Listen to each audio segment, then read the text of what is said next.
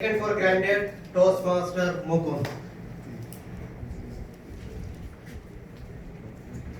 Am I audible? Yes.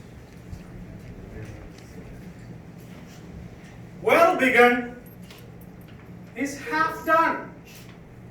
But really, ask an athlete who lost the medal just because he relaxed the last 10 meters. Come, dear fellow Toastmasters, and guess one, good evening. Good evening. In many respects, I'm so-called well beginner. I was never so studious in my life, but I had the skills of writing examinations so well that I will end up somewhere in first one. But for some reason, never the first. In my part of the world, parents have a bad habit of putting so much hype on your 10th standard examination as if that is going to be the biggest milestone in your career. Anyway, to cut the story short, I became the topper in the school in 10th standard examination thanks to the extra efforts I made. And that is a moment of euphoria. I got carried away with my unexpected success. Within a couple of years, it was just a matter of time before I got shocked of a result in 12th standard examination as well as in my engineering entrance. I couldn't get admission to the college that I was looking for. All of my friends did. And I was left embarrassed and filled with despair. Many of you would have gone through similar experiences in your life. The reason can be what? Corona? No. What I call TTG syndrome. Taking things for granted. When it comes to relationships, the effects can be irreversible. You know, I have only one sister. Her name is Arya. Very emotional character. My mom always tells me how I used to take care of her when we were so young. And my childhood friend Hafiz is in Abu Dhabi now. Whenever we speak, it reminds me of how I used to go to a class in every single interval to check that if she's fine. I was just 10 or 11 and she was 6. But some point down the line, I got derailed. And I stopped caring anymore. I knew that was coming. Many years later, when I came back from my first vacation after coming to Saudi Arabia, we sat together and talked to each other for a long time.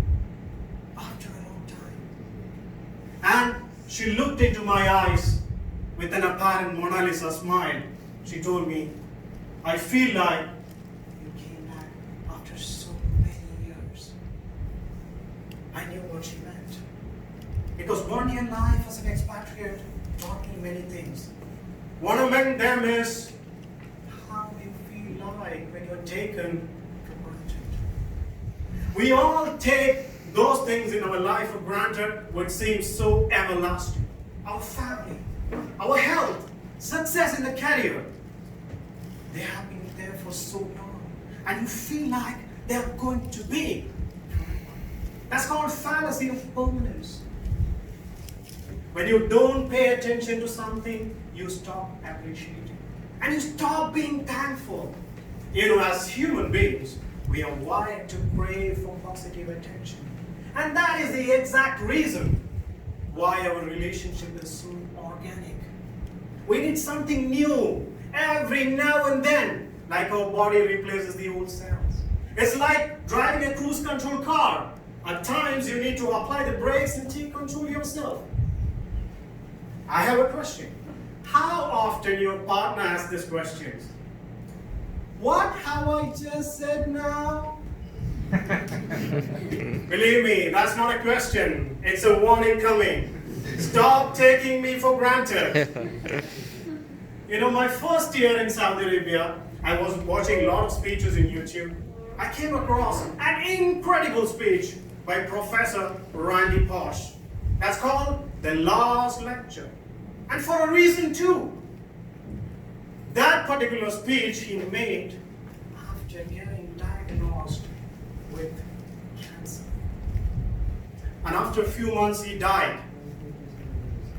The speech was all about how to seize every single opportunity, every single moment in your life to its fullest capacity. If this was the last day in your life, how would you change the way you think? How would you change the way you behave? How would you change the way you connect to the closest? Are you happy with your efforts in your office today? Think about it. Even though I'm young, from my life experience, I made a checklist kind of thing. Every now and then I stop myself and see whether I'm getting derailed. First thing, be thankful to the people around. Second, be persistent. Well begun is not going to be enough. And leave your past and future aside. Live in the present. Last but not the least, appreciate even the small things around you. Whether it be normal or unusual, doesn't matter. We all have 6.5 lakh hours in our life approximately. Yes, our life is finite. And that's exactly what makes it so beautiful. We can't take anything in our life for granted. Can we? No. No, no. Won't you?